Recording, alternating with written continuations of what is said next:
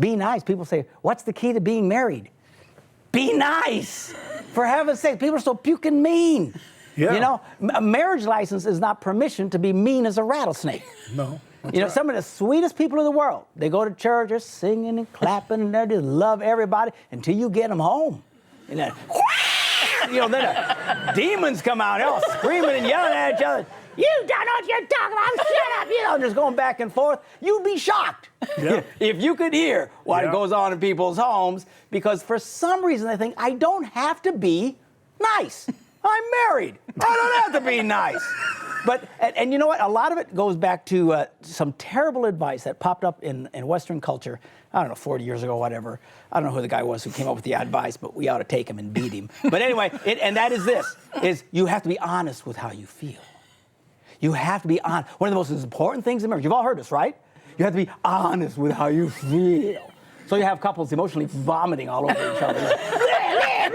Because they have to be honest with each other. But that's insane. It's crazy. My wife and I just celebrated our 40th wedding anniversary. Yeah. And people say, how have you been married for 40 years? And I always say, it's because we're not honest with how we feel. Good Lord. Who does that? Yeah, I mean, I'm sure there's days my wife gets up, wakes up in the morning, looks at me and feels she's been blessed by God. I'm sure. I'm sure this morning she wakes up, looks at me, and is convinced she married the spawn of hell. You know, a simple good morning will suffice, right? I don't need to hear that. Yeah. Only in marriage are we so incomprehensibly stupid. Mm-hmm. Who lives by their feelings? Being honest with you, can you imagine people tomorrow deciding to go to work based on how they feel?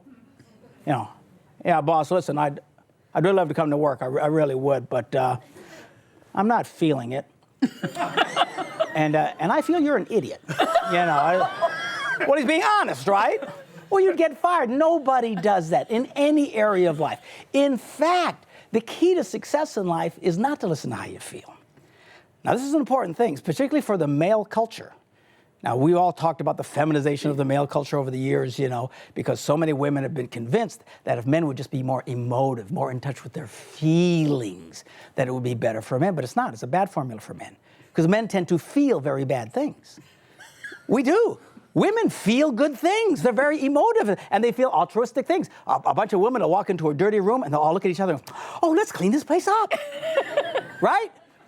Dude, I have never been with a bunch of guys. I never walked into the room and said, you know, brother, we ought to get a broom and straighten this place up. I mean, we don't feel good things. A man gets mad, he feels like punching in the face. Best we not do that, right? A guy sees a pretty girl, we feel like going, you know, best we not do that, okay? In fact, if you're going to help your boys succeed, you fathers, you got to teach your boys you don't live by how you feel. A man lives by what is right and what is righteous. And we don't listen to our emotions, our feelings. It can be the undoing of us.